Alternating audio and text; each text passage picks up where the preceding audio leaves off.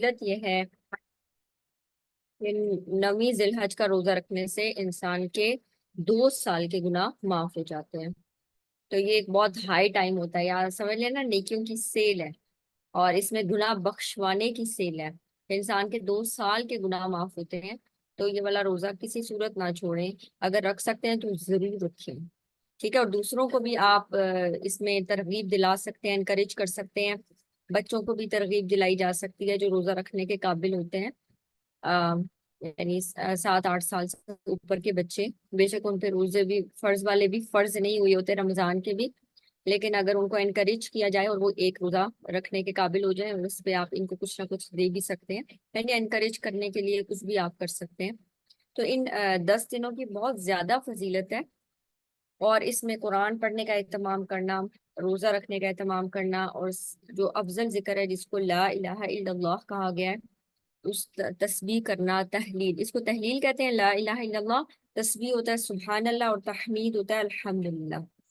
تو ان کی کثرت سے ورد کرنا، درود شریف پڑھنا، اسی طرح قربانی، یعنی جو بہت بڑا عمل ہے 10 ذی الحج کا، وہ قربانی کا عمل ہے۔ تو پہلے 9 دن کے روزہ، کیونکہ قرآن پاک میں جو فضیلت آتی ہے اس میں علماء کا اختلاف ہے، وہ کہتے ہیں کہ یعنی یہ چیز بھی دیکھنا کہ رمضان کے 10 دن زیادہ افضل ہیں یا ذی الحج کے پہلے 10 دن، اور پھر وہ اس کنکلوژن پہ پہنچے ہیں مفسرین کہ رمضان کی آخری 10 راتیں افضل ہیں، اور ذی الحج کے پہلے 10 دن افضل ہیں، یعنی دن کو کیا ہوا جو عمل ہے نا وہ زیادہ افضل ہے نسبتاً، اور راتیں اگر دیکھا جائے تو وہ رمضان کی افضل ہیں، کیونکہ اس رات میں لیلۃ القدر ہے جو اس کی جو ہے نا قدر و منزلت کو مزید بڑھا دیتی ہے۔ تو یہ جو دن ہے ان کو عام دنوں کی طرح ہرگز نہ گزاریں، بلکہ اس میں زیادہ سے زیادہ ذکر، قرآن پڑھنا، نیکی کے کام کرنا، صدقہ خیرات کرنا، قربانی کا اہتمام کرنا، اس کو ضرور کیا جائے، اور دوسروں کو انکریج بھی کیا جا سکتا ہے۔ تو بالکل اللہ سبحانہ تعالیٰ زندگی کا اگلا لمحہ دیتے ہیں، یہ ہمارے لیے نعمت ہے، اس کا مطلب ہے ہمارے پاس مہلت ہے کہ ہم مزید نیک کام کر سکیں۔ تو بہت ساری چیزیں جس پہ ہم اللہ سبحانہ تعالیٰ کا شکر ادا کر سکتے ہیں۔ چلیں جی، آگے بڑھتے ہیں۔ آگے بڑھنے سے پہلے نا لاسٹ کلاس میں ایک سوال ہوا تھا، آم، آ، اس میں تھا مومن کو خطا کے طور پہ قتل کرنا، اور اگر اس کو جان بوجھ کر قتل کیا جائے تو میں نے آپ کو بتایا تھا کہ اس کی 8 صورتیں تھیں، اور پھر ہم نے اس کو شیئر کرنا پڑھنا تھا، لیکن وہ میں بھول گئی تھی لاسٹ کلاس میں۔ تو آج میں آپ کے ساتھ وہ شیئر کر دیتی ہوں۔ مجھے امید ہے آپ لوگوں کو اسکرین نظر آ رہی ہوگی، کیا آپ لوگ اسکرین دیکھ سکتے ہیں؟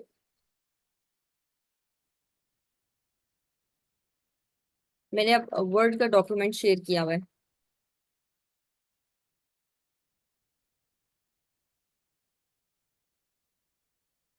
جس میں قتل کی اقسام لکھا ہوا آ رہا ہوگا۔ کیا آپ لوگ یہ ورڈ ڈاکیومنٹ دیکھ سکتے ہیں؟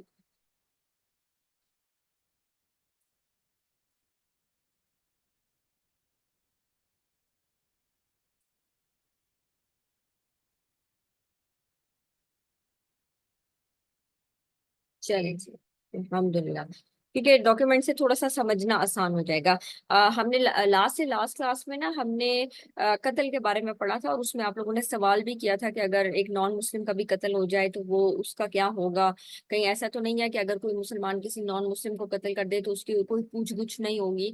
تو آئیے ہم اس کے بارے میں دیکھتے ہیں کہ کیا حکم ہے، کیونکہ جو یہودی ہے نا وہ نیکی کا کام سمجھتے ہیں، وہ کہتے ہیں کہ ہمارے مذہب میں یہ نیکی کا کام ہے کہ اگر ہم ان مسلمانوں کو مار بھی دیں تو ہم سے پوچھ گچھ نہیں ہوگی۔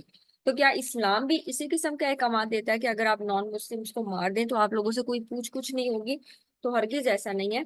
آیا نمبر 92 کو ریفرنس کے لیے دیکھا جا سکتا ہے، جس میں ہم نے پڑھا تھا اعوذ باللہ من الشیطان الرجیم وما كان للمؤمن ان يقتل مؤمنا الا خطأ، اور کسی مومن کے لیے جائز ہی نہیں ہے کہ وہ کسی مومن کا قتل کرے مگر خطا کے ساتھ، یعنی غلطی سے کوئی شخص قتل ہو جائے۔ تو جو کوئی مومن کو غلطی سے قتل کرے گا تو وہ غلام آزاد کرے گا اور دیت ادا کرے گا اس کے گھر والوں کو، ٹھیک؟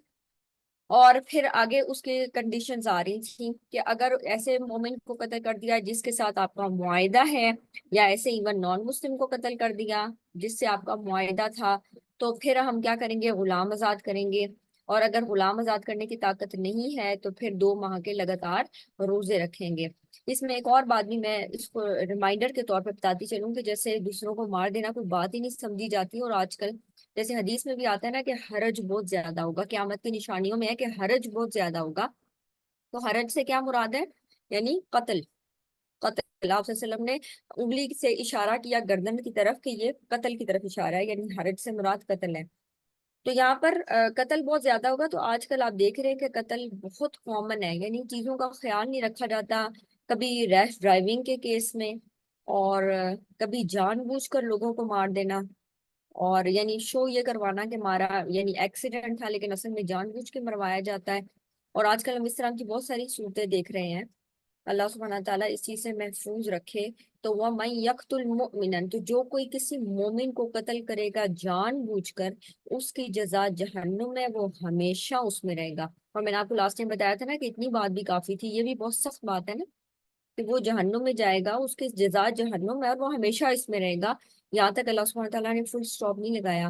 اللہ سبحانہ تعالیٰ آگے کہتے ہیں وَغَضِبَ اللَّهُ عَلَيْهِ، اس پر اللہ کا غضب بھی ہوگا۔ اینڈ ہی کنٹینیوڈ وَلَعَنَهُ، اور اس کی لعنت ہوگی، وَأَعَدَّ لَهُ عَذَابًا عَظِيمًا، اور تیار کر رکھا ہے اس کے لیے عذاب عظیم، یعنی بڑا عذاب بھی تیار کر کے رکھا ہے۔ تو یہ کوئی ہلکی بات نہیں ہے کسی مسلمان کا قتل کرنا۔ تو ابھی ہم تھوڑا سا دیکھ لیتے ہیں قتل کی اقسام کیا کیا ہوتی ہیں۔ اگر ہم احادیث کی بھی بکس میں دیکھیں نا تو اس میں بھی ہمیں یہ والی اقسام مل جاتی ہیں۔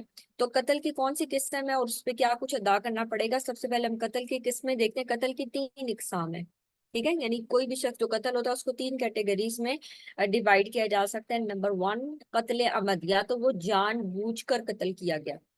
جان بوجھ کر قتل کیسے کیا گیا؟ تیز جو دھار آلہ ہے اس کے ساتھ مارا گیا، گولی مار دی گئی، ڈائریکٹلی کوئی ایسی چیز سے مارا گیا، ڈائریکٹلی ہٹ کیا گیا جان بوجھ کر، جس طرح بہت ساری صورتوں میں ابھی بھی کیا جاتا ہے جان بوجھ کر، ایکسیڈنٹ شو کرنے کے لیے لیکن مارا جان بوجھ کر جاتا ہے۔ تو یہاں پر اس کو کہتے ہیں قتل عمد، ٹھیک ہے، جان بوجھ کر قتل کرنا۔ اس کی سزا کیا ہے؟ جب یہ چیز پروف ہو جاتی ہے عدالت میں کہ ایک شخص کنفیس بھی کر لیتا ہے کہ میں نے جان بوجھ کر مار دیا تھا، تو پھر کیا کرنا ہوگا؟ پھر اس شخص سے قصاص لیا جائے گا۔ قصاص کیا ہوتا ہے؟ یعنی اس شخص کو اس شخص کے بدلے مار دیا جائے گا، قتل کر دیا جائے گا۔ نمبر 2 ہوتا ہے قتل شبہ عمد، ٹھیک ہے، شبہ عمد کا مطلب ہے یعنی اس شخص نے یہ نہیں پتا چل رہا کہ جان بوجھ کر قتل کیا ہے یا نہیں، لیکن عمد کا شبہ ہے، ٹھیک ہے۔ شبہ عمد کیا ہوتا ہے؟ یعنی شبہ ہے کہ اس نے جان بوجھ کر قتل کیا ہے لیکن اس میں یہ تیز دھار والا آلہ نہیں ہے۔ اس کی میں مثال بھی دیتی ہوں، جیسے ابھی یہ پروٹیسٹ بیٹھا ہوا تھا نا ڈی چوک میں، اس میں ایک شخص نے گاڑی جو تھی، اب وہ کہتے ہیں یعنی ایک خاص ادارے سے تعلق تھا اور وہ اس ادارے کے بندے کی گاڑی تھی، اور اس نے وہ گاڑی 2 لوگوں پر چڑھا دی۔ اب کہا جاتا ہے کہ جی وہ ڈرنک تھا، اس نے شراب پی ہوئی تھی، اس وجہ سے اس کو پتہ نہیں چلا اور اس نے گاڑی پر چڑھا دی۔ اس کیس میں اب یہ کیا ہے؟ شبہ عمد ہے کہ یہ واقعی دوسرے لوگوں کو یہ کہنا چاہ رہے ہیں کہ بھئی آپ لوگ بھی پروٹیسٹ نہ کریں، اور ان کو ڈرانے کے لیے انہوں نے اس قسم کا قدم اٹھایا اور شو یہ کیا کہ بھئی ہم یہ غلطی سے ہو گیا کہ وہ شخص اس نے شراب پی ہوئی تھی اور وہ اپنے ہوش و حواس میں نہیں تھا، تو اس نے اوپر گاڑی چڑھا دی۔ اب یہ کیا شبہ عمد ہے، ٹھیک ہے، شبہ ہے اس چیز کا کہ اس نے جان بوجھ کے کیا یا نہیں کیا۔ اس کیس میں کیا ہوگا؟ اس کیس میں اگر تو وہ عمد ثابت ہو جائے گا، یہ وہ بندہ کانفیس کر لے گا ہاں جی میں نے جان بوجھ کر کیا، تو وہ اوپر والی کیٹیگری میں چلا جائے گا۔ اگر وہ ثابت نہیں ہوتا شبہ احمد کے کیس میں، تو پھر کیا ہوگا؟ اس سے دیت لی جائے گی، تو اور وہ کیا ہوگی؟ 100 اونٹ ادا کرے گا وہ ان کے گھر والوں کو جس کو قتل کیا گیا، 100 اونٹ، اور اگر اونٹ نہیں ہے تو پھر کیا ادا کرے گا؟ 10,000 درہم، یا اگر 10,000 درہم بھی نہیں ہے تو نقدی 1,000 دینار۔ یہ جو دینار ہوتا ہے نا یہ سونے کا سکہ ہوتا ہے، اور جو درہم ہے یہ چاندی کا سکہ ہوتا ہے۔ تو سونے کے سکہ جو 1,000 دینار سونے کے سکہ یعنی 1,000 جو دینار ہے اس کے ایکویلنٹ ابھی جو بھی اماؤنٹ بنے گی نا وہ پے کرے گا۔ تھرڈ کیٹیگری ہوتی ہے قتل خطا، اس میں بھی سیم چیز ہے، یعنی کسی سے غلطی سے ایکسیڈنٹ ہو گیا، بچہ غلطی سے آگے آ گیا اور ٹکر لگ گئی، کوئی انسان آلہ صاف کر رہا تھا اور غلطی سے گولی چل گئی، کوئی انسان اپنا کوئی چیز ٹوکا یا اس طرح کی کوئی چیز صاف کر رہا تھا اور پھر وہ نکل کے یا وہ اس کو چیک کر رہا تھا اور وہ نکل کے اس میں سے کسی شخص کو لگ گئی اور اس کی ڈیتھ ہو جاتی ہے، اس کیس میں یہ بنتا ہے قتل خطا، اور اس کا بھی یہ اوپر والا ہی ہے۔ اس کیس میں قصاص تو نہیں ہوگا کیونکہ غلطی سے ہوا، لیکن بہرحال اس خطا کے اوپر وہ دیت ادا کرے گا، اور دیت اگین وہ یا 100 اونٹ ہے یا 10,000 درہم ہے یا 1,000 دینار ہے۔ ٹھیک ہے، تو ابھی اگر غلطی سے جیسے ایکسیڈنٹ ہو جاتا ہے تو اس کیس میں یہ نہیں کہ انسان کا غلطی سے ہوا ہے، نہیں، اس غلطی کا پھر ازالہ کرنا پڑتا ہے۔ اس کے بعد آ جاتے ہیں اس ٹیبل کے اوپر جس کا میں نے آپ سے ذکر کیا تھا، اور یہ ٹیبل ہے کہ اگر کوئی شخص کسی مومن کو قتل کر دیتا ہے، ٹھیک ہے، کوئی شخص کسی مومن کو قتل کرتا ہے عمدن، عمدن قتل کر دیتا ہے، جان بوجھ کر قتل کر دیتا ہے اگر، تو اس کو کیا سزا ہے؟ اور وہ سزا آتی ہے قصاص کی، اور اس کا ذکر نا سورہ البقرہ میں آتا ہے، آیت نمبر 178 میں۔ اور اسی طرح جو میں نے ابھی آپ کو آیت پڑھ کے سنائی تھی نا، وہ فروی سزا اس کی بتا دی گئی، یعنی دنیا میں اس سے قصاص لیا جائے گا، اور آخرت میں سورہ نساء کی جو آیت میں نے آپ کو پڑھ کے سنائی نا، وہ جو ساری چیزیں، جہنم، ہمیشگی، اللہ کا غضب، اللہ کی لعنت، بڑا عذاب تیار، وہ ساری اس کی اخروی سزائیں، آخرت کی سزائیں ہیں۔ تو اگر کوئی شخص جان بوجھ کر کسی مومن کو قتل کرتا ہے تو یہ چیز بھگتے گا، یعنی قصاص ہے۔ اگر کوئی شخص غلطی سے کسی مومن کو قتل کر دیتا ہے تو کیا ادا کرے گا؟ فتحریر رقبہ، ایک غلام بھی آزاد کرے گا، پلس وہ دیت پے کرے گا۔ کس کو دیت پے کی جائے گی؟ جس جگہ، یعنی جو بندہ مارا ہے نا، اس کے جو وارث ہیں ان کو دیت ادا کی جائے گی، ٹھیک ہے، اور دیت میں نے اوپر مینشن کر دی کتنی ہوگی۔ اس کے بعد آ جاتا ہے کہ اگر کوئی نان مسلم ہے لیکن آپ کے ساتھ اس کا صلح کا معاہدہ ہے، نان مسلم ہے لیکن آپ کے ساتھ صلح کا معاہدہ، اس کو کہتے ہیں مصالح، اگر اس کو بھی جان بوجھ کر قتل کیا ہے، صلح کا معاہدہ تھا، آپ نے اس کو جان بوجھ کر قتل کیا، تو بھی کیا ہوگا؟ قصاص ہوگا۔ اور اگر آپ نے غلطی سے اس کو قتل کر دیا ہے تو کیا ہوگا؟ وہی دیت ہوگی، اور فتحریر رقبہ، یعنی پھر وہ غلام کو آزاد کرنا بھی ہوگا، دیت بھی ادا کرنی ہوگی۔ ذمی کون ہوتا ہے؟ ذمی وہ نان مسلم ہے جو آپ کے ملک میں آ کے رہتا ہے، آپ اس کی ذمہ داری اٹھاتے ہیں۔ ذمی کیوں ہے؟ آپ اس کی ذمہ داری اٹھاتے ہیں کہ تم ہمیں ٹیکس پے کرو گے، اور جنگوں میں ہم تمہیں نہیں لے کر جائیں گے، یعنی جنگوں میں تمہاری ضرورت نہیں ہوگی، تمہاری حفاظت کی ذمہ داری ہمارے اوپر ہے، اس ٹیکس یا اس خراج کے عوض جو تم ہمیں پے کرو گے۔ ٹھیک ہے، تو اگر کوئی نان مسلم پاکستان میں آ کر رہتا ہے تو اس کی ذمہ داری حکومت پر ہے۔ اگر کوئی کسی نان مسلم کو قتل کر دیتا ہے تو حدیث میں کیا آتا ہے کہ اس سے بھی قصاص لیا جائے گا، آپ صلی اللہ علیہ وسلم نے بھی قصاص لیا۔ ٹھیک ہے، جو ذمی مدینہ میں آ کر رہتے تھے ان میں سے کسی شخص کو قتل کر دیا تو آپ صلی اللہ علیہ وسلم نے قصاص لیا تھا۔ ٹھیک، تو یہ بالکل غلط ایک کانسیپٹ ہے کہ اگر کسی ہندو کو یا کسی کرسچن کو مار دیا تو اس سے قصاص، اس کے بدلے قصاص نہیں ہوگا، نہیں، حدیث ہمیں کہتی ہے کہ اس کی ذمہ داری آپ پر تھی اور آپ نے جان بوجھ کر اس کو قتل کیا تو اس کے بدلے میں قصاص لیا جائے گا۔ اور اگر اس کو خطا کے طور پر قتل کر دیا تو کیا ہوگا؟ دیت ہے، اور دیت کس کو ادا کی جائے گی؟ اسی کے جو گھر والے ہیں اس کو ادا کی جائے گی، اور پھر اس کے ساتھ ساتھ غلام کو بھی آزاد کیا جائے گا۔ اگر آپ کے پاس غلام کو آزاد کرنے کی چوائس نہیں ہے، یا تو پیسے ہی نہیں ہے، یا آپ کو پتہ ہی نہیں ہے کہ اچھا کہاں سے غلام کو آزاد کرنا ہے، کوئی چیز نظر نہیں آ رہی، تو پھر آپ کیا کریں گے؟ 2 ماہ کے مسلسل روزے، 60 روزے کنزیکٹیو سزا کے طور پہ۔ اور اگلی ہمارے پاس جو کیٹیگری ہے وہ ہے حربی۔ حربی ہوتا ہے جس کے ساتھ آپ کی جنگ چل رہی ہوتی ہے، ٹھیک ہے، جیسے اگر میں کہوں گی فلسطین ہے تو فلسطین کے لیے اسرائیلی فوجی، یہ ان کے لیے کیا ہے؟ حربی ہیں۔ تو اگر کوئی شخص جان بوجھ کر اسرائیلی فوجی کو مار دیتا ہے تو بالکل جائز ہے، ایسا کرنا درست ہے، کیوں؟ کیونکہ آپ کے ساتھ ان کی جنگ چل رہی ہے۔ اور اگر وہ کسی حربی کو خطا کے طور پہ، یعنی اس کا مارنا نہیں تھا لیکن غلطی سے اسرائیلی شخص کو لگ گئی، اور یہ وہ والی قوم ہے جس کے ساتھ آپ کی جنگ چھڑی ہوئی ہے اور وہ اسرائیلی وہاں پر موجود ہے، یہ نہیں کہ اس کے ساتھ آپ کا صلح کا معاہدہ ہے یا آپ کسی الگ ملک میں رہتے ہیں اور وہاں آپ کسی اسرائیلی کو مار دیں، کسی انڈین کو مار دیں، ایسے نہیں، جس کے ساتھ آپ کی جنگ لڑ رہی ہے اس ایریا میں جس نے زبردستی آپ کے گھر پہ بھی قبضہ کیا ہوا ہے، ان میں سے آپ کسی شخص کو خطا کے طور پہ بھی مار دیں تو وہ بھی جائز ہے، ٹھیک؟ جیسے فلسطینیوں کے لیے بالکل جائز ہے ان کے ساتھ لڑائی بھی کرنا اور ان کو مارنا بھی، ٹھیک؟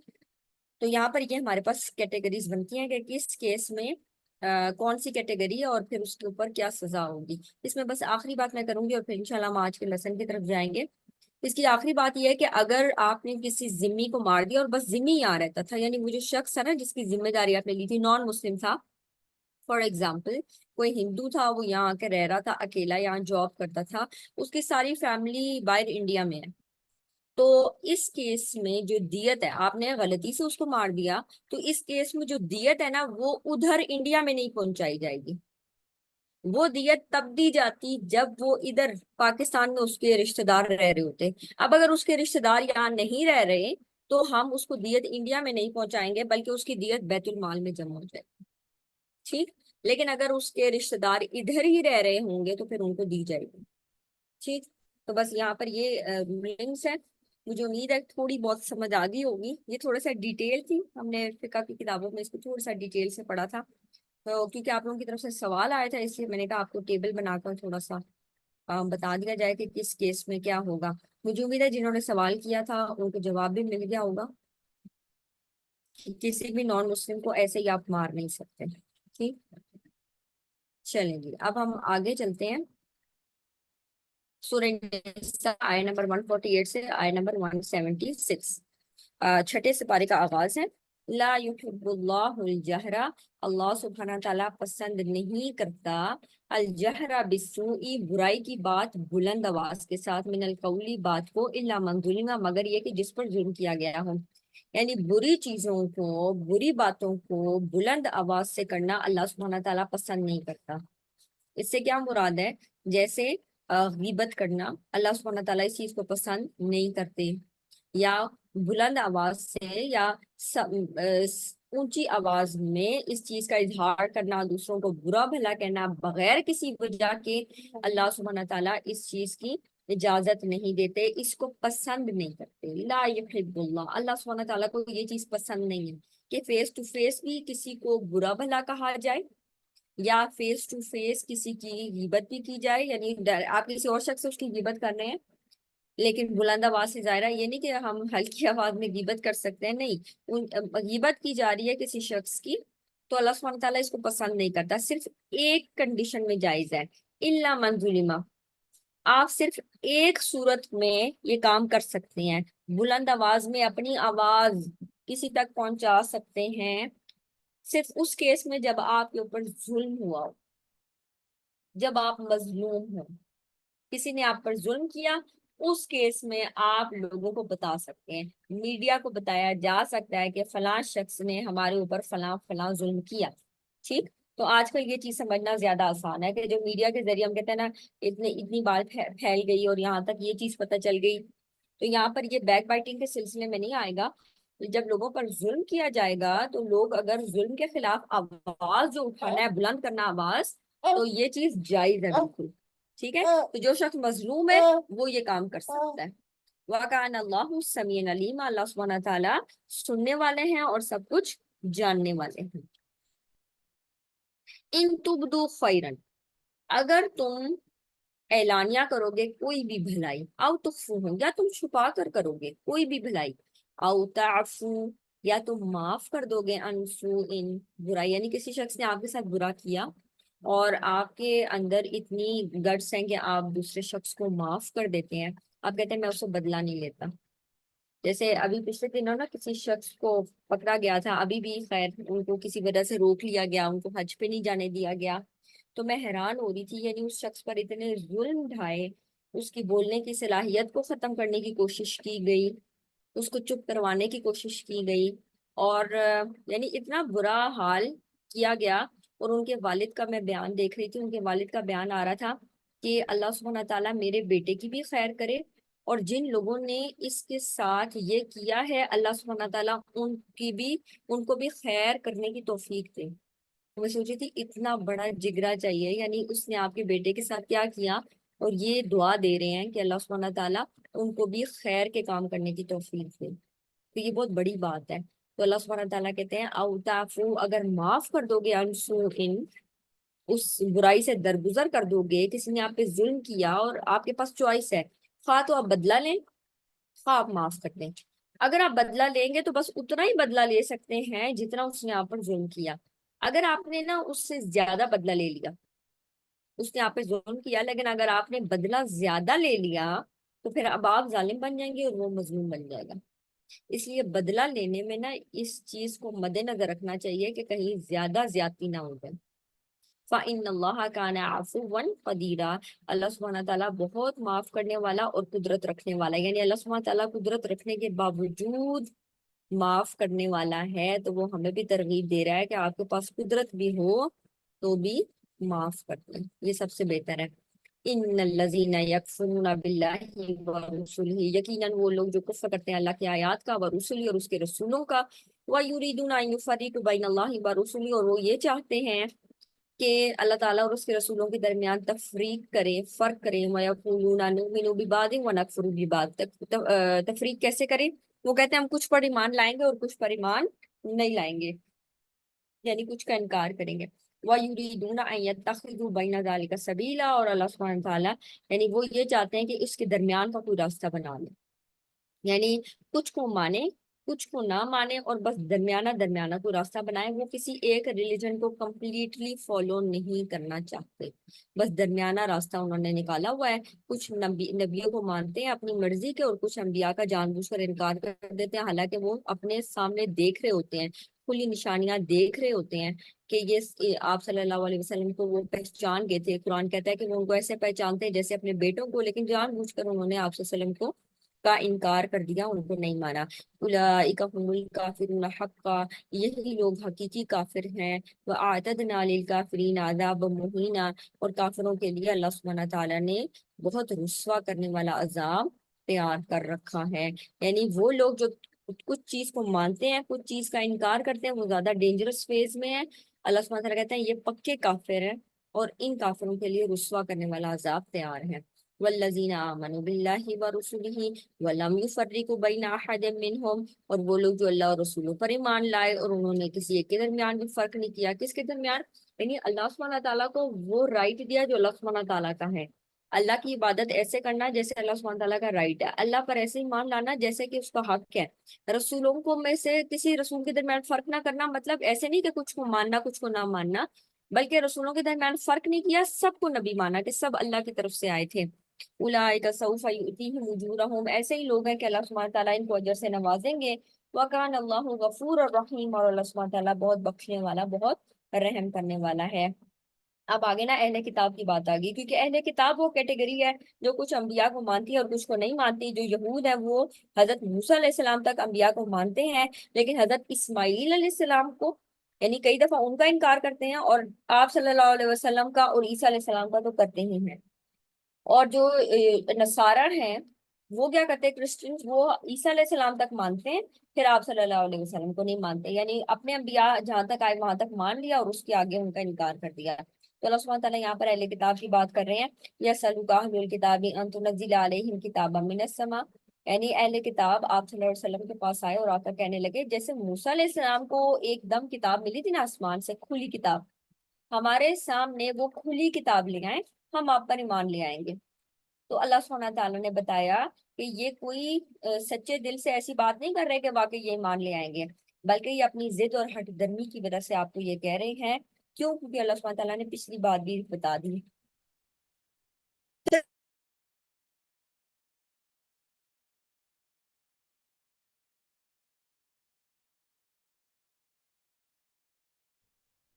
تو اللہ سبحانہ تعالیٰ کہتے ہیں اگر یہ آپ سے ہی کہتے ہیں نا کہ ہم آپ پر ایمان لے آئیں گے تو آپ ہمارے پاس آسمان سے کھلی کتاب لے آئیں، ایسی بات نہیں ہے۔ فقط سألوا موسیٰ اکبر من ذلک، موسیٰ علیہ السلام سے تو یہ اس سے بھی بڑی چیز ڈیمانڈ کر چکے تھے، انہوں نے کہا تھا فقالوا ارنا اللہ جہرتن، ہمارے سامنے اللہ سبحانہ تعالیٰ کو سامنے پیش کریں، ہم اپنی ان آنکھوں سے اللہ سبحانہ تعالیٰ کو دیکھنا چاہتے ہیں۔ اخذتهم الصاعقۃ بظلمهم، تو پکڑ لیا ان کو چیخ نے ان کے ظلم کی وجہ سے۔ اور پھر اللہ سبحانہ تعالیٰ نے کہا یعنی انہوں نے اتنی بڑی نافرمانی کی، اپنے سامنے رسول تھا، وہ رسول ان تک اللہ کے پیغامات پہنچا رہا تھا، انہوں نے کھلی کتاب دیکھ لی تھی، اس کے باوجود انہوں نے بچڑے کو معبود بنا لیا۔ اس کا بھی ذکر آگے آ رہا ہے، تو متخذوا العجل، پھر انہوں نے بچڑے کو معبود بنا لیا۔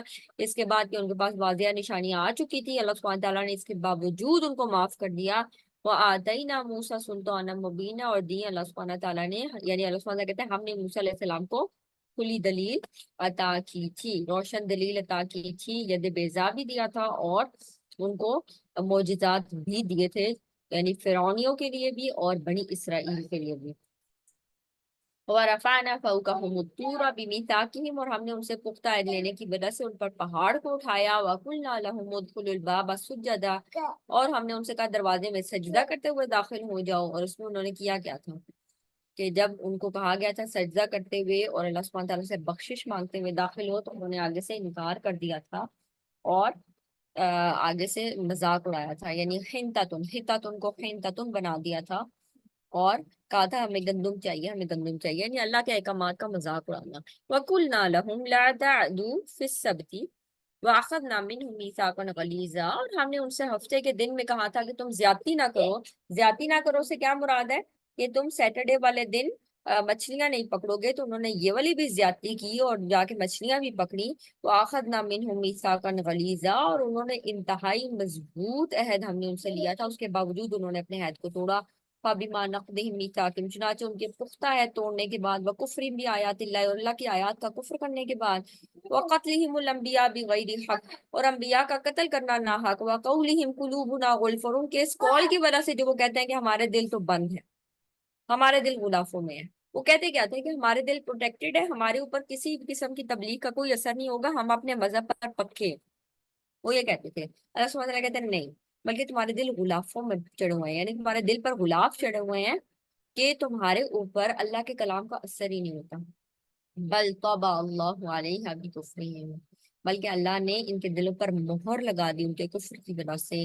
فلا یؤمنون الا قلیلا، تو بہت کم لوگ ہیں جو ایمان لاتے ہیں، یعنی ان میں سے کچھ کم لوگ ہیں جو ایمان لاتے ہیں، زیادہ تر لوگ ایمان نہیں لاتے۔ اس آیت سے ایک اور بڑی واضح چیز پتہ چلتی ہے، جب انسان نافرمانی کا راستہ اختیار کرتا ہے تو اس کا دل سخت ہو جاتا ہے، اور اس کے دل آہستہ آہستہ سخت ہونے کی وجہ سے اس کا دل سیاہ ہوتا جاتا ہے، اور دل کا سیاہ ہونا پھر ایسا زنگ لگ جاتا ہے کہ پھر وہ زنگ اترتا نہیں، اور انسان گناہوں کی زندگی میں بڑے چلا جاتا ہے، بڑے چلا جاتا ہے۔ اس کے برعکس جب انسان ایمان والی زندگی اختیار کرتا ہے، انسان نیک عمل کرنے شروع کرتا ہے، تو انسان کا دل نرم ہوتا ہے، پھر معاف کرنا بھی آسان لگتا ہے، پھر انسان کو نیکی کے کام، کہتے ہیں نا ایک نیکی کا کام، ایک نیکی کا انسان کو فائدہ جو فوری ملتا ہے وہ یہ بھی ہوتا ہے کہ انسان کو دوسری نیکی کرنے کا موقع ملتا جاتا ہے۔ آپ نے اکثر دیکھا ہوگا کچھ لوگ آرگنائزیشن کے ساتھ ملے ہوتے ہیں، اور وہ ایک آرگنائزیشن دوسری تیسری چوتھی مختلف لوگوں کے ساتھ کام کر رہے ہوتے ہیں اور آگے بڑھتے جاتے ہیں لوگوں کی ہیلپ کے لیے۔ تو میں کبھی سوچتی تھی کہ یہ کیسے اتنا کچھ کر لیتے ہیں، یعنی ایک بندہ وہ اتنی زیادہ آرگنائزیشن کو ڈیل کر رہا ہوتا ہے، اور وہ اس کے ساتھ بھی کام کر رہا ہے، وہ اس کے ساتھ بھی کام کر رہے ہیں، وہ کیسے یہ سارے کام مینج کر رہے ہیں؟ تو اللہ سبحانہ تعالیٰ جب انسان ایک نیکی کرتا ہے تو اللہ سبحانہ تعالیٰ اس کے لیے دوسری نیکی کا دروازہ بھی کھول دیتے ہیں، لیکن کفر کی وجہ سے انسان کا دل سخت ہو جاتا ہے اور نیکی کا کام کرنے میں طبیعت سست ہوتی ہے، پھر انسان کا دل نہیں کرتا۔ وَبِكُفْرِهِمْ وَقَوْلِهِمْ عَلَى مَرْيَمَ بُهْتَانًا عَظِيمًا، اور ان کے کفر کی وجہ سے اور مریم پر ان کے بہتان عظیم کی وجہ سے، پھر انہوں نے حضرت مریم علیہ السلام پر ایک بڑا بہتان لگایا تھا کہ خدا نخواستہ جو حضرت عیسیٰ علیہ السلام ہے ان کی جو پیدائش ہے وہ لیگلی نہیں ہوئی۔ وَقَوْلِهِمْ إِنَّا قَتَلْنَا الْمَسِيحَ عِيسَى ابْنَ مَرْيَمَ، اور ان کے یہ کہنے کی وجہ سے کہ اللہ تعالیٰ کے رسول مسیح ابن مریم کو ہم نے قتل کیا۔ وَمَا قَتَلُوهُ وَمَا صَلَبُوهُ، اللہ سبحانہ تعالیٰ کہتے ہیں نہ تو انہوں نے اس کو قتل کیا اور نہ ان کو سولی پر چڑھایا، وَلَكِنْ شُبِّهَ لَهُمْ، لیکن یہ چیز ان کے لیے شبیہ میں بنا دی گئی، شبہ میں، یعنی ان کو شبہ میں ڈال دیا گیا۔ اس چیز میں ہوا کیا تھا، اس کے بارے میں نا دو اقوال آتے ہیں۔ ایک پہلا قول یہ ہے کہ ایک شخص جو حواری تھا حضرت عیسیٰ علیہ السلام کا، اور یہ بائبل میں بھی خیر واقعہ آتا ہے کہ جو حواری تھا نا اس نے حضرت عیسیٰ علیہ السلام کے ساتھ، یعنی ان سب نے معاہدہ کیا تھا کہ ہم آپ کی حفاظت کریں گے، اور پھر ان میں سے ایک شخص نے نا یہودیوں کو بتا دیا کہ عیسیٰ علیہ السلام یہاں پر چھپے ہیں، اور انہوں نے انکلوز کر لی وہ جگہ، اور اس جگہ کو انکلوز کرنے کے بعد جب وہ آگے بڑھنا شروع ہوئے تو وہ جو شخص تھا نا حواری، جس نے حضرت عیسیٰ علیہ السلام کے متعلق بتایا تھا، اللہ سبحانہ تعالیٰ نے اس کو عیسیٰ علیہ السلام کی شکل دے دی، اور یہودیوں نے اس کو پکڑ کے سولی پر چڑھا دیا۔ وہ کہتا گیا کہ میں فلاں شخص نہیں ہوں، میں عیسیٰ نہیں ہوں، میں تو فلاں شخص ہوں، لیکن کسی نے اس کی بات کا اعتبار نہیں کیا بلکہ اس کو سولی پر چڑھا دیا۔ اس کو سولی پر چڑھانے کے بعد لوگوں میں یہ شبہ پھیل گیا، کیونکہ ان کو وہ بندہ بھی نہیں مل رہا تھا، جو یعنی جس بندے کو مارا گیا تھا وہ حواری بھی نہیں مل رہا تھا، کہ وہ حواری پھر کدھر گیا؟ اگر یہ ہم نے عیسیٰ کو سولی دی ہے علیہ السلام، تو پھر وہ حواری کہاں گیا؟ اور اگر ہم نے حواری کو سولی دی ہے کیونکہ، تو پھر عیسیٰ علیہ السلام کہاں گئے؟ اللہ سبحانہ تعالیٰ اس بات کا جواب دیتے ہیں کہ ہم نے ان کو اوپر اٹھا لیا تھا، برفعہ اللہ الیہ، اللہ سبحانہ تعالیٰ نے ان کو اپنی طرف اٹھا لیا، لیکن وہ اس شبے میں رہے کہ پتہ نہیں ہم نے عیسیٰ علیہ السلام ہی کو سولی دیا یا نہیں دیا۔ وَإِنَّ الَّذِينَ اخْتَلَفُوا فِيهِ لَفِي شَكٍّ مِّنْهُ، اور اس کے بارے میں جن لوگوں نے اختلاف کیا تھا وہ ابھی تک اس کے بارے میں شک میں ہیں، مَا لَهُم بِهِ مِنْ علم، ان کو صحیح بات کا علم نہیں ہے، إِلَّا اتِّبَاعُ الظَّنِّ، مگر وہ گمان کی پیروی کر رہے ہیں، وَمَا قَتَلُوهُ یقینا، اور یقیناً انہوں نے عیسیٰ علیہ السلام کو قتل نہیں کیا۔ تو ہوا کیا عیسیٰ علیہ السلام کے ساتھ؟ بَل رَفَعَهُ اللَّهُ إِلَيْهِ، بلکہ اللہ سبحانہ تعالیٰ نے ان کو اپنی طرف اٹھا لیا تھا، وَكَانَ اللَّهُ عَزِيزًا حَكِيمًا، اور اللہ تعالیٰ سب پر غالب کمال حکمت والا ہے۔ وَإِن مِّنْ أَهْلِ الْكِتَابِ إِلَّا لَيُؤْمِنَنَّ بِهِ قَبْلَ مَوْتِهِ، اور اہل کتاب میں سے کوئی ایسا نہیں مگر اس کی موت سے پہلے، کس کی موت سے پہلے؟ عیسیٰ علیہ السلام کی موت سے پہلے اس پر ضرور ایمان لے آئے گا۔ وَيَوْمَ الْقِيَامَةِ يَكُونُ عَلَيْهِمْ شَهِيدًا، اور قیامت کے دن وہ ان پر گواہ ہوگا۔ اندر لکھا ہے۔ تو اہل کتاب میں سے کوئی ایسا نہیں مگر اس کی موت سے پہلے اس پر ضرور ایمان لے آئے گا۔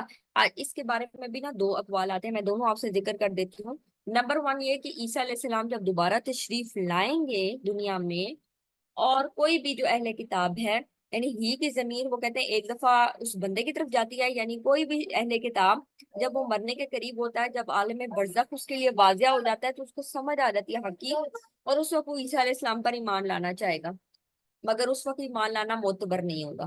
اس کی جو دوسری ایکسپلینیشن ہے وہ کہتے ہیں یہ جو ہی ہے نا، اس کی ضمیر، یہ جو پروناؤن ہے، یہ عیسیٰ علیہ السلام کے لیے یوز ہوا ہوا ہے، اور اس کا مطلب یہ ہے کہ عیسیٰ علیہ السلام جب دوبارہ دنیا میں تشریف لائیں گے تو بہت سارے یہودی اور بہت سارے نصارہ عیسیٰ علیہ السلام پر ایمان لاتے ہوئے مسلمان ہو جائیں گے، اور جو باقی بچ جائیں گے نا یہودی، ان کے ساتھ وہ دجال کے ساتھ ملیں گے، اور عیسیٰ علیہ السلام ان کے ساتھ جنگ کریں گے، اور پھر کوئی بھی اہل کتاب نہیں بچے گا مگر یہ کہ وہ عیسیٰ علیہ السلام پر ایمان لانے والا ہوگا، یعنی جو کافر ہوں گے اہل کتاب میں سے، وہ اس جنگ میں ختم ہو جائیں گے، مارے جائیں گے، اور ایک دفعہ ایسا ہوگا کہ زمین میں صرف مسلمان ہوں گے قبل موتہ، یعنی عیسیٰ علیہ السلام کی موت سے پہلے سارے اہل کتاب ان کے اوپر ایمان لے آئیں گے۔ یہ اس کی دوسری ایکسپلینیشن ہے۔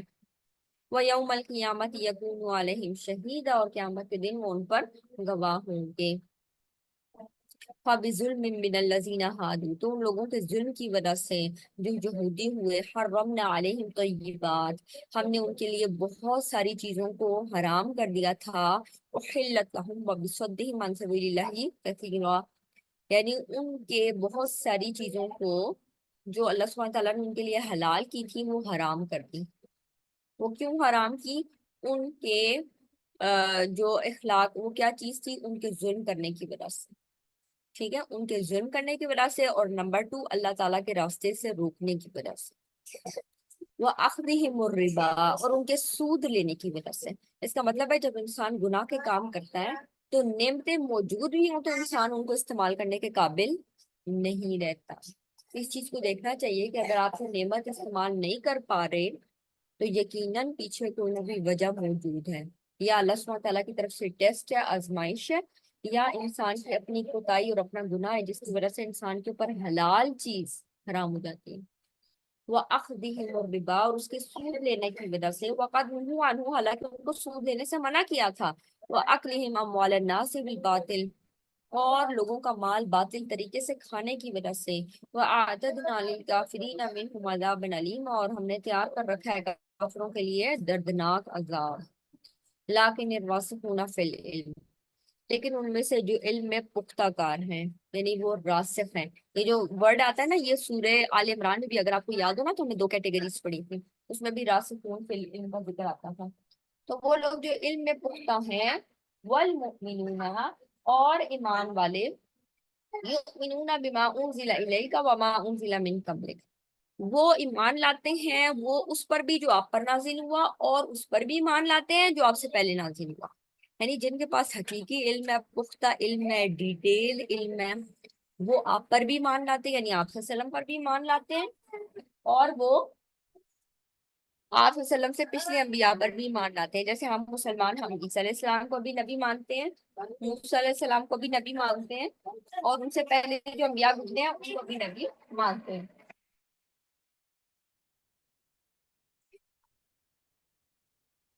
والمقیمین الصلاۃ، اور نہ صرف یہ کہ ان کی بات زبانی کلامی نہیں ہوتی، والمقیمین الصلاۃ، وہ نمازوں کو قائم کرنے والے ہیں، والمؤتون الزکاۃ، وہ زکوٰۃ ادا کرنے والے ہیں، والمؤمنون باللہ، اور وہ اللہ پر ایمان لاتے ہیں، والیوم الاخر، اور وہ آخرت پر ایمان لاتے ہیں، اولئک سنؤتیہم اجرا عظیما، اور یہی لوگ ہیں کہ اللہ سبحانہ تعالیٰ ان کو بہت بڑا اجر نوازیں گے، یعنی بہت بڑا اجر دیں گے۔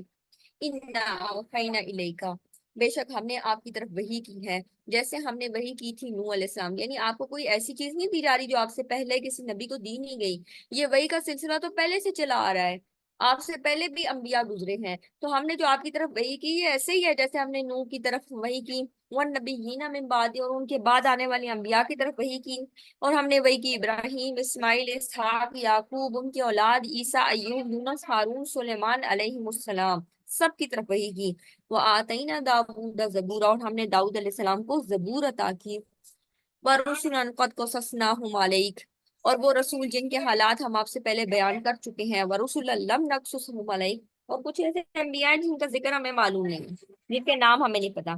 قرآن پاک میں نام کے ساتھ 25 انبیاء کا ذکر ہے، ہمیں ان انبیاء کے نام معلوم ہیں قرآن سے۔ اس کے علاوہ جو انبیاء آئے ہمیں حدیث سے پتہ چلتا ہے کہ 1,24,000 پیغمبر آئے، ہمیں سب کے نام نہیں پتا، کون سے پیغمبر کس کس ایریا میں آئے، ہمیں ساروں کے بارے میں ڈیٹیل علم نہیں ہے۔ قرآن کہتے ہیں ہم نے کچھ کے بارے میں آپ کو بتا دیا اور کچھ کے بارے میں ہم نے آپ کو نہیں بتایا۔ وَكَلَّمَ اللَّهُ مُوسَىٰ تَكْلِيمًا، اور موسیٰ علیہ السلام سے تو ہم نے بات بھی کی تھی، کوئی طور پر بلا کر اللہ سبحانہ تعالیٰ نے موسیٰ علیہ السلام سے بات بھی کی تھی، کلام بھی کیا تھا، اس لیے ان کا جو لقب ہے وہ کیا ہے؟ موسیٰ علیہ السلام کا کیا لقب ہے؟ کوئی بتانا چاہے گا؟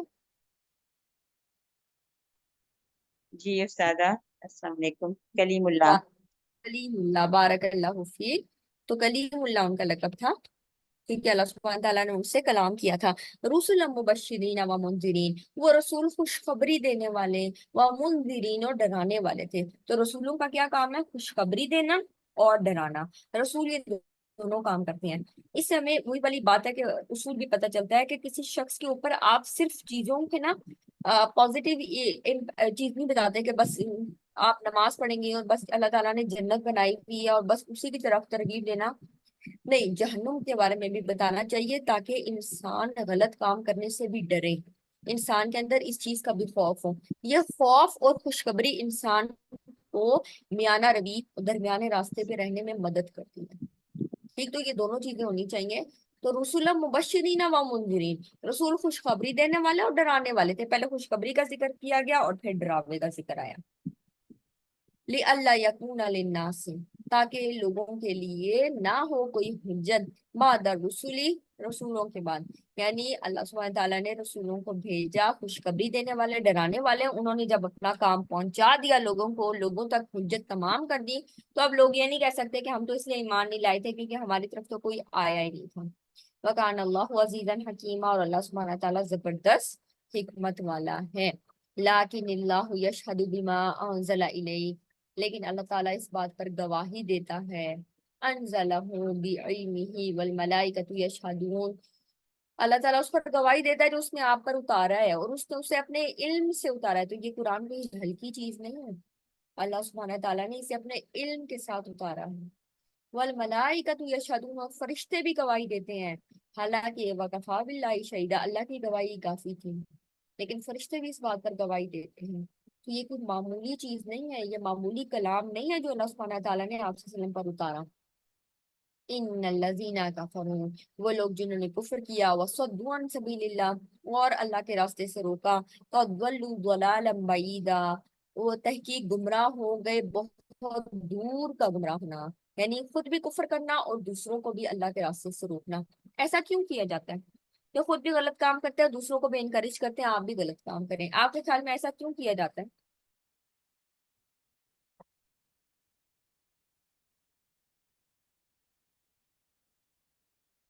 خود بھی غلط کام کرنا، دوسروں کو بھی ترغیب دینا غلط کام کرنے کی،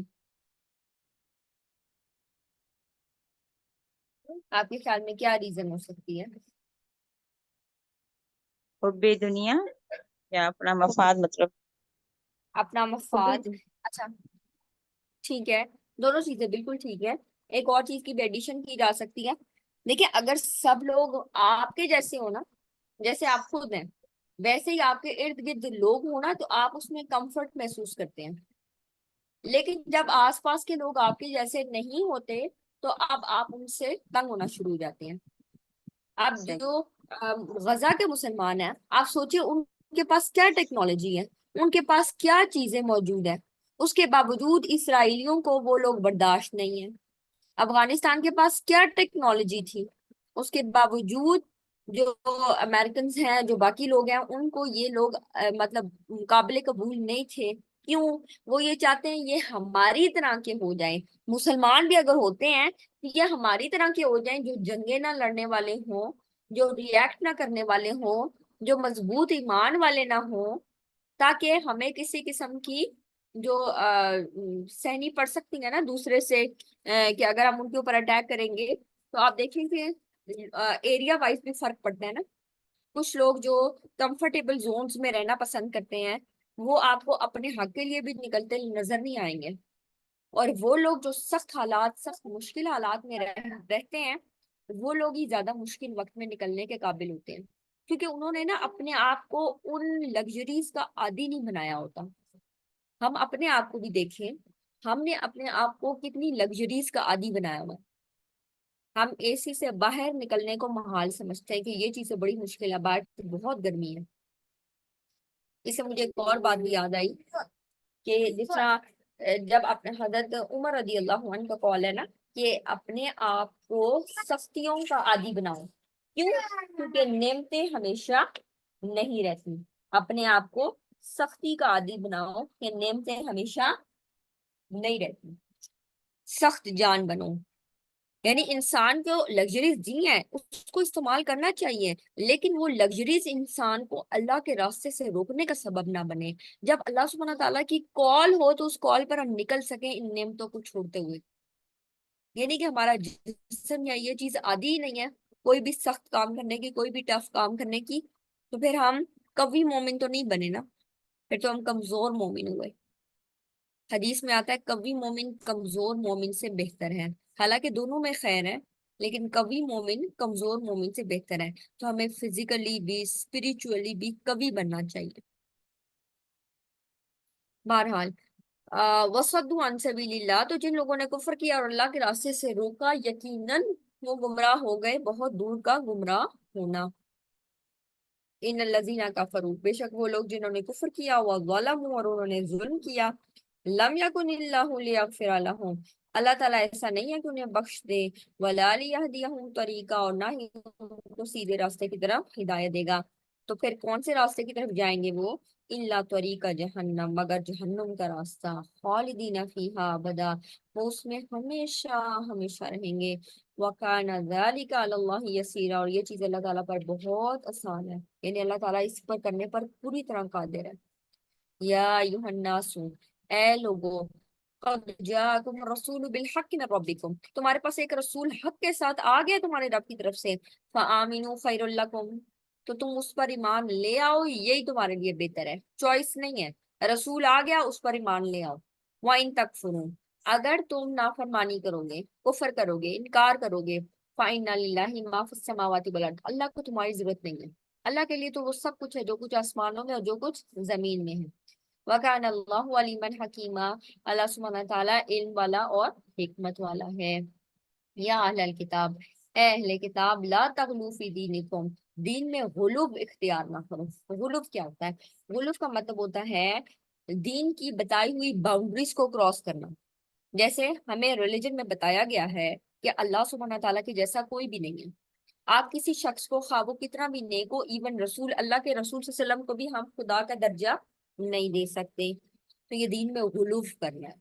اسی طرح عام لوگوں کو یہ سمجھنا کہ وہ بھی پاک ہیں، وہ کوئی مسٹیک نہیں کرتے، وہ فرشتے ہیں، یہ غلوف کرنا ہے۔ یا اہل کتاب، اے اہل کتاب، لا تغلو فی دینکم، تم دین میں غلوف نہ کرو، ولا تقولوا علی اللہ الا الحق، اور نہ تم کہو اللہ پر ایسی باتیں جو یعنی جو حق نہیں ہے، جو سچی نہیں ہے، یعنی اللہ پر صرف وہ باتیں کہو جو سچی ہیں۔ اللہ کے بارے میں جھوٹی باتیں بیان نہ کرو۔ اور سب سے پہلی بات جو غلوف کی قسم ہے وہ کیا ہے؟ ٹرینٹی کا کانسیپٹ۔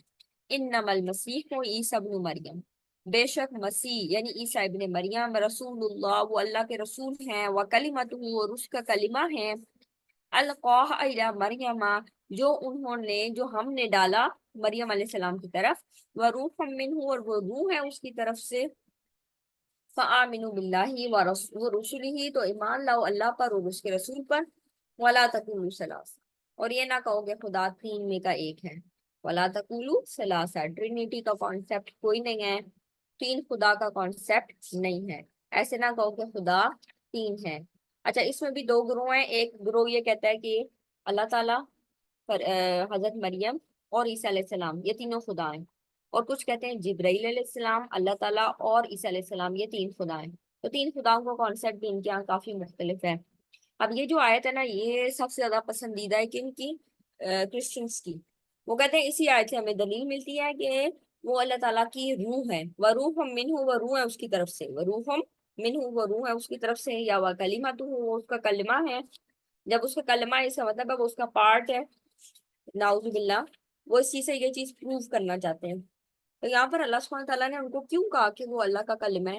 حالانکہ اسی آیت میں پیچھے اللہ تعالیٰ کیا کہہ رہے ہیں؟ رسول اللہ، وہ اللہ کے رسول ہیں، وہ اس کو نہیں کوٹ کریں گے، وہ کوٹ کرتے ہیں کلمہ تو ہوں اور روح منہ ہوں۔ اس کے اوپر ہم تھوڑا سا دیکھتے ہیں۔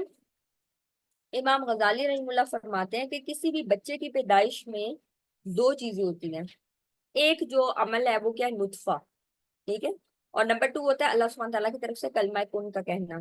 اب عیسیٰ علیہ السلام چونکہ نطفے والی سٹیج کو نہیں گزارا انہوں نے، وہ ڈائریکٹلی اللہ سبحانہ تعالیٰ نے ان کے اوپر القا کیا تھا، اور وہ صرف کلمہ کن سے پیدا ہوئے، اس لیے اللہ سبحانہ تعالیٰ نے خاص نسبت اپنی طرف کر دی کہ باقی سب لوگ کیسے پیدا ہوتے ہیں؟ نطفے سے اور اللہ کے کلمہ کن سے، لیکن عیسیٰ علیہ السلام صرف کلمہ کن سے پیدا ہوئے، اس لیے ان کو کہا کلمہ وہ اللہ کا کلمہ ہے، ٹھیک ہے، اس میں مادی سبب مائنس ہو گیا۔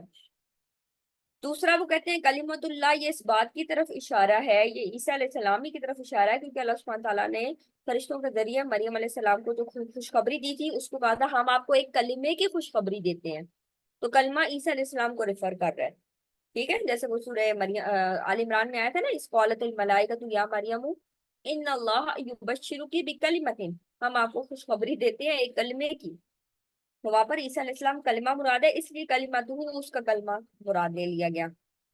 تیسری چیز ہے، بعض نے فرمایا کہ کلمہ کا مطلب ہوتا ہے آیت یا نشانی، وصدقت بکلمات ربیہا، اور سچ کر دکھایا بکلمات ربیہا، 7 کلمات کے اس کے رب کے، اور روح من وہ جو روح کی بات کی نا، اس کے بارے میں بھی دیکھیں، روح من، وہ کہتے ہیں عرب کا جو قاعدہ ہے نا، یعنی عرف میں، عرب کی زبان میں، عام بول چال میں کسی شخص کو بہت نیک ڈکلیئر کرنا ہو نا، تو کہتے ہیں یہ تو فرشتہ ہے، اب کہتے ہیں نا یہ تو فرشتہ ہے، اس کا یہ مطلب نہیں کہ ہم اس کو کہہ رہے واقعی فرشتہ ہے، فرشتہ مطلب یہ بہت نیک ہے۔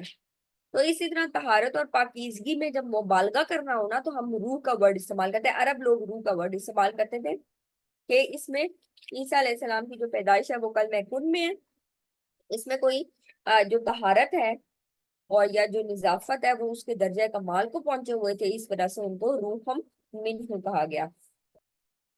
نمبر 2، عیسیٰ علیہ السلام کو جو بعثت کا مقصد تھا، وہ کیا کرتے تھے؟ لوگوں کے مردہ دلوں کو روحانی طور پر ان کی دلوں کی آبیاری کرتے تھے، اس وجہ سے ان کو روح قرار دیا گیا۔ تمام انبیاء نے تقریباً یہی کام کیا۔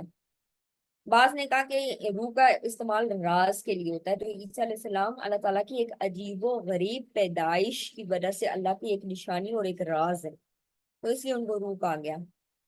اور کچھ لوگوں نے فرمایا کہ جو روح ہے وہ خون کے معنوں میں ہے، نفخہ کے معنوں میں ہے، اور کیونکہ جبرائیل علیہ السلام نے مریم علیہ السلام کے گریبان میں پھونک ماری تھی، اس وجہ سے وہ حمل انہوں نے کیری کیا، تو اس وجہ سے عیسیٰ علیہ السلام کو معجزے کے طور پر روح قرار دیا گیا۔ ٹھیک ہو گیا؟ تو یہ کچھ چیزیں جو کلمہ اور روح کے ورڈ کو ایکسپلین کرتی ہیں، تو جو وہ یہ والی چیز نا آؤٹ آف کانٹیکسٹ وہ اس چیز کو کوٹ کرتے ہیں، تو ایسی بات نہیں ہے۔ اگر ہم نے اسی آیت کو لینا، پھر ہم پچھلی آیت کا پارٹ بھی دیں گے، یہ دیکھیں رسول اللہ بھی لیں گے۔ یہاں پر قرآن کی یہ کہتا ہے وہ اللہ کے رسول ہے، کہیں پر بھی قرآن یہ نہیں کہتا کہ وہ اللہ ہے، وہ کہتے ہیں اللہ کا رسول ہے۔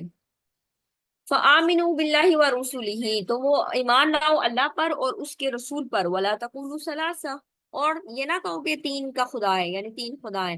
انتہوا خیر لکم، باز آ جاؤ، یہ تمہارے لیے بہتر ہے۔ انما اللہ الہ واحد، بے شک اللہ تمہارا بس ایک ہی خدا ہے۔ سبحانہ، وہ پاک ہے، ان یکون لہ ولد، اس بات سے کہ اس کی کوئی اولاد ہو۔ اللہ سبحانہ تعالیٰ کی کوئی اولاد نہیں ہے، وہ اسی سے پاک ہے۔ لہو ما فی السماوات و ما فی الارض، اسی کے لیے جو کچھ آسمانوں میں جو کچھ زمین میں ہے۔ وکفا باللہ وکیلا، اور اللہ سبحانہ تعالیٰ بہترین کافی ہے، اللہ تعالیٰ کارساز۔ لن یستنکف المسیح، عیسیٰ علیہ السلام کو تم نے خدا بنا لیا، حالانکہ وہ خود اس بات میں کوئی شرم محسوس نہیں کرتے کہ وہ اللہ کا بندہ ہوں۔ ولل ملائکۃ والمقربون، اور نہ ہی مقرب فرشتے ہیں، وہ بھی اس بات سے آر نہیں کرتے، وہ اس کی عبادت سے آر نہیں کرتے، وہ اللہ کی عبادت کرتے ہیں۔ ومن یستنکف عن عبادتہ، تو جو کوئی اللہ کی عبادت سے آر کرے گا، تکبر کرے گا، فسیحشرہم الیہ جميعا، ان قریب ہم ان کو اپنے پاس جمع کریں گے۔ فَأَمَّا الَّذِينَ آمَنُوا، تو رہے وہ لوگ جو ایمان لائے اور انہوں نے نیک کام کیے، فَيُوَفِّيهِمْ أُجُورَهُمْ، تو وہ ان کو پورا پورا بدلہ اجر انہیں دیا جائے گا۔ وَيَزِيدُهُم مِّن فَضْلِهِ، اور وہ ان کو زیادہ بھی عطا کرے گا اپنے فضل سے۔ وَأَمَّا الَّذِينَ اسْتَنكَفُوا وَاسْتَكْبَرُوا فَيُعَذِّبُهُمْ عَذَابًا أَلِيمًا، اور جنہوں نے آر سمجھا، تکبر کیا، عبادت نہیں کرتے کہ ہمیں ضرورت ہی نہیں اللہ کی عبادت کرنے کی، نماز پڑھنے کی ضرورت ہی نہیں، ہم اللہ کی عبادت کیوں کریں، ہمارے اوپر تو یہی اور یہ مشکلات ہیں۔ اور میں تو سلام ہے ان لوگوں پر جو اتنی مشکلات اٹھا کر غزہ والے بھی، اور کس طرح سے ان کا ایسا لگتا ہے اللہ پر ایمان مزید بڑھ گیا۔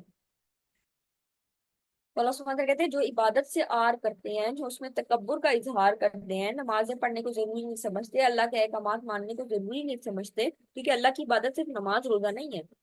ہم نے عبادت عبد کا جو کانسیپٹ پڑھا تھا وہ کیا ہوتا ہے؟ کمپلیٹ سبمیشن، اپنے آپ کو اللہ کی سارے احکامات کے آگے جھکا دینا۔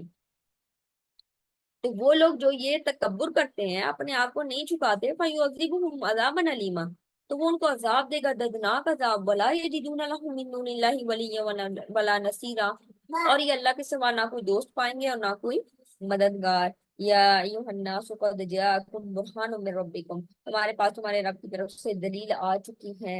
وانزلنا الیکم نورا مبینا، اور ہم نے تمہاری جانب ایک واضح نور اتار دیا ہے، قرآن کی شکل میں، رسول کی شکل میں، احادیث کی فارم میں، ہمارے پاس واضح چیزیں موجود ہیں۔ فَأَمَّا الَّذِينَ آمَنُوا، اب جو کوئی اللہ پر ایمان لائے گا، وَاعْتَصَمُوا بِهِ، اور وہ اللہ کے دین کو مضبوطی سے تھام لے گا۔ دین کو مضبوطی سے کیسے تھاما جائے گا؟ قرآن اور سنت کے ذریعے۔ فَسَيُدْخِلُهُمْ فِي رَحْمَةٍ مِّنْهُ، تو ان قریب وہ ان کو داخل کرے گا اپنی رحمت میں، فضل اور اپنے فضل میں۔ وَيَهْدِيهِمْ إِلَيْهِ صِرَاطًا مُسْتَقِيمًا، اور ان کو صحیح راستے کی طرف بھی ہدایت دے دے گا۔ اور جو آخری آیت ہے یہ دوبارہ میراث کے اوپر ہے۔ اگر آپ کو یاد ہو تو سورہ النساء کے شروع میں نا آیت نمبر 11 اور 12 میں بھی ہم نے میراث کے متعلق پڑھا تھا، اور پھر آگے جا کے تقریباً سورہ کے سینٹر میں ہم نے ایک آیت میراث کے متعلق اور پڑھی تھی، اور ابھی جو آخری آیت ہے یہ دوبارہ میراث کے متعلق آ رہی ہے۔ تو اس میں تین مختلف جگہوں پر اس چیز کا بیان کرنا ثابت کرتا ہے کہ میراث ایک ایسا علم ہے جس کو نگلیکٹ نہیں کیا جا سکتا۔ قرآن میں اس کی بھی اہمیت ہے کیونکہ اس سے بھی لوگوں کے حقوق جڑے ہوئے ہیں۔ یستفتونک، وہ آپ سے سوال کرتے ہیں، قل اللہ یفتیکم فی الکلالہ، اللہ سبحانہ تعالیٰ تمہیں فتویٰ دیتا ہے کلالہ کے متعلق۔ کلالہ کون ہوتا ہے؟ کلالہ وہ شخص ہوتا ہے جس کے نہ اصول ہو نہ فروع۔ اصول کا مطلب ہے ना उसके वालिदैन जिंदा है और ना उसकी औलाद जिंदा है। तो एक ऐसा शख्स जो बे औलाद है और उसके वालिदैन भी फौत हो चुके हैं, तो उस शख्स की जायदाद का क्या होगा, उसके माल का क्या होगा, किधर तकसीम होगा। इन इमरून हालाका लैसा लहू वलद वला उख्तुन फला निस्फु मा तरक व हुवा यरिथु इन लम यकुल लहू वलद यकुल लहा वलद फ़इन कानत अस्नतैनि फलहुमा थुलुसानि मिम्मा तरक व इन कानु इख्वतन रिजालन व निसाअन फलिद्दकरि मिस्लु हज़्ज़िल उन्सयैन युबय्यिनुल्लाहु लकुम अन तदिल्लु वल्लाहु बिकुल्लि शैइन अलीम। अच्छा, इस केस में ना औरत और मर्द दोनों के मुतालिक आता है।